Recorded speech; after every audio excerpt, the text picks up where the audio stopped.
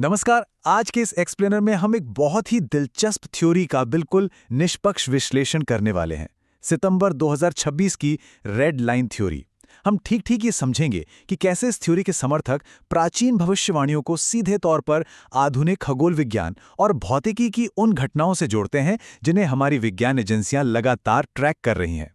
तो चलिए बिना किसी देरी के सीधे विषय पर आते हैं। स्रोत सामग्री एक बहुत ही भारी भरकम विचार के साथ शुरू होती है। ये कोड देखिए। ऐसा लगता है जैसे ब्रह्मांडीय घड़ी में रात के 12 बज रहे हैं। एक ऐसी लाल रेखा जिसे पार करने के बाद मानव आत्मा की दिशा हमेशा के लिए बदल जाती है। इसका सीधा सा मतलब यह है कि एक ऐसी तारीख आने वाली है जो एक दहलीज या थ्रेशहोल्ड की तरह काम करेगी। इस थ्योरी के अनुसार ये वो समय होगा जहां हमारी भौतिक दुनिया और एक आध्यात्मिक आयाम आपस में टकराएंगे। मतलब ये कोई आम दिन नहीं होगा, बल्कि मानवता के लिए एक बड़ा क्षण होगा।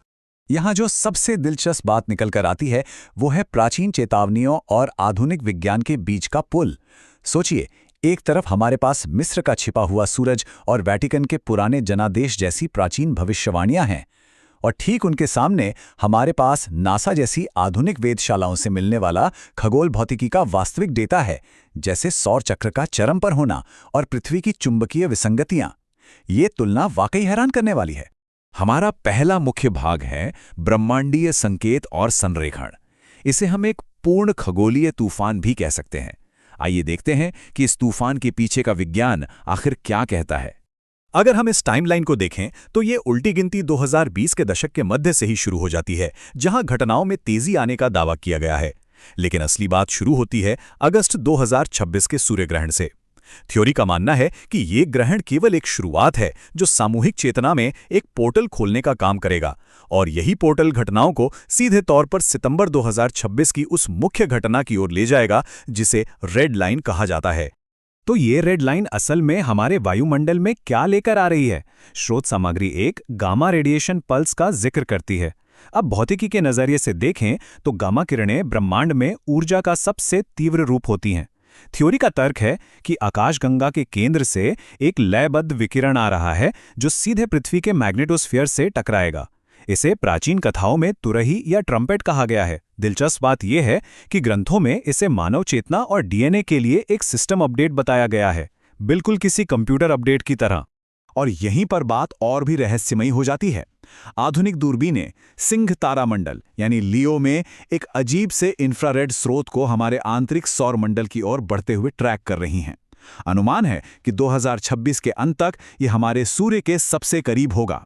शोधकर्ताओं का तर्क है कि यही वो छिपा हुआ सूरज या लाल चिंगारी है जिसका जिक्र मिस्र के पुराने रिकॉर्ड्स में मिलता है। मतलब एक आधुनिक खगोलीय खोज को सीधे तौर पर प्राचीन व्याख्याओं से जोड़ा जा रहा है।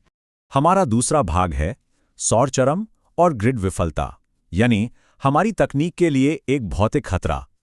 तारों से आगे बढ़ते हुए अब हम सीधे अपने सूर्य की भौतिकी की बात करते हैं। यह थ्योरी 2026 के सौर चक्र और कोरोनल मास इजेक्शन, जिसे हम सीएमई कहते हैं, उस पर बहुत जोर देती है। आसान शब्दों में समझे तो जब सौर गतिविधि अपने चरम पर होती है तो सूर्य से अरबों टन आवेशित कण अंतरिक्ष में फेंके जाते हैं। स्रोत चेतावनी देता है कि अगर सितंबर 2026 में ऐसा कोई विशाल चुंबकीय तूफान पृथ्वी से टकराता है तो वैश्विक स्तर पर एक पूर्ण तकनीकी ब्लैकआउट हो सकता है। ये बिल्कुल वैसा ही डरावना परिदृश्य है जैसा कि मध्ययुगीन वेटिकन दस्तावेज सितंबर मैंडेट में बताया गया था। इन दोनों के बीच की समानताएं सच में चौंकाने वाली हैं। एक तरफ हमारे पास प्राचीन रहस्यवाद है जो कहता है कि लोहे के घोड़े रुक जाएंगे और आग के पक्षी गिरेंगे, और दूसरी तरफ आधुनिक फाइनेंशियल केओस थ्योरी या अराजकता सिद्धांत है। यह सिद्धांत गणितीय एल्गोरिथम के आधार पर 2026 की तीसरी तिमाही में हमारे वित्तीय बाजारों और सामूहिक मनोविज्ञान के पूरी तरह से ढहने की भविष्यवाणी करता है। यह प्राचीन रहस्यवाद और आधुनिक अर्थशास्त्र का एक अनोखा संगम है। अब आते हैं हमारे तीसरे भाग पर, चुंबकीय विसंगतियां और लाल आसमान। सवाल यह है कि जमीन से ये सब असल में कैसा दिखेगा और इसके वायुमंडलीय परिणाम क्या होंगे। इसके पीछे का विज्ञान पृथ्वी के चुंबकीय क्षेत्र से जुड़ा है।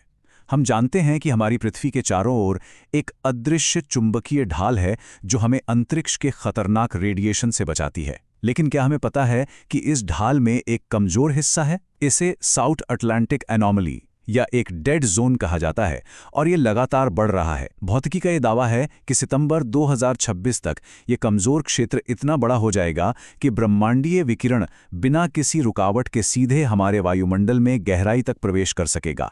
और जब ऐसा होगा तो वायुमंडल में क्या बदलाव होंगे? स्रोत के अनुसार हमें आसमान में कुछ बहुत ही अजीब चीजें देखने को मिलेंगी, जैसे भूमध्य रेखा पर आग जैसे अरोरा या ध्रुवीय ज्योति दिखना, दोपहर के सूरज का धुंधला होकर एक भूतिया अंगारे में बदल जाना और आसमान का रंग गहरा लाल हो जाना। इसके साथ ही रेडियो में अजीब सी स्टैटिक आवाजें और बहुत तेज उल्कापिंड गतिविधि भी दर्ज की जाएगी। ये सब बिल्कुल वैसा ही है जैसा प्राचीन ग्रंथों में सूर्य, चंद्रमा और तारों के संकेतों के रूप में लिखा गया है।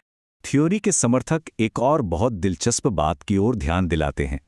वे कहते हैं कि यह महज कोई संयोग नहीं है। गणितीय और सांख्यिकीय रूप से इस बात की बहुत अधिक संभावना है कि यह तीव्र उल्कापिंड गतिविधि ठीक उसी समय होगी जब सितंबर 2026 में यहूदी धर्म का पवित्र प्रायश्चित का दिन यानी डे ऑफ अटोनमेंट होगा। इसे प्राचीन शुद्धिकरण के त्योहारों के साथ एक सटीक गणितीय संरेखण माना जा रहा है।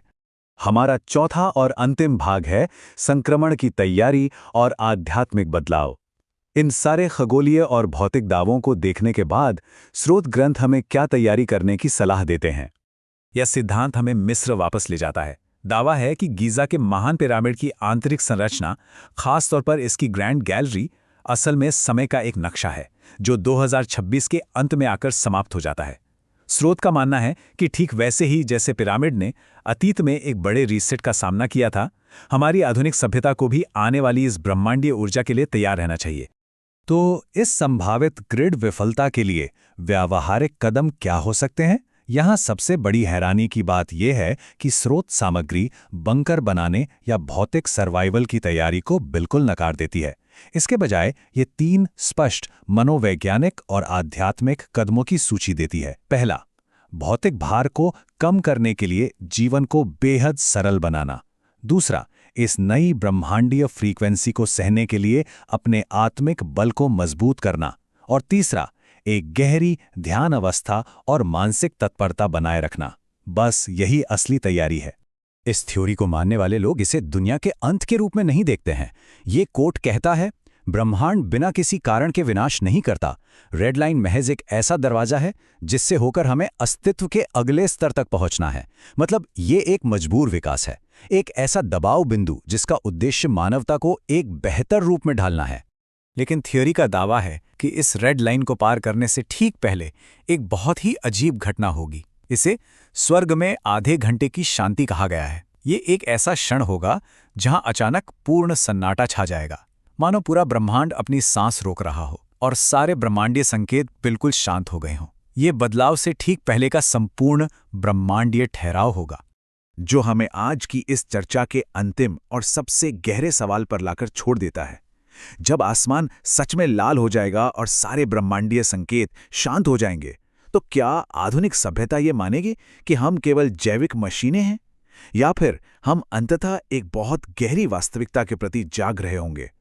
जब हम आसमान का निरीक्षण करते हैं और अपने चारों ओर के ब्रह्मांड को डिकोड करते हैं, तो यह सवाल हमें गहराई से सोचने पर मजबूर कर देता है। इस एक्सप्लेनर में हमारे साथ जुड़ने के लिए धन्यवाद। ब्रह्मांड के इन रहस्यों पर विचार करते रहें।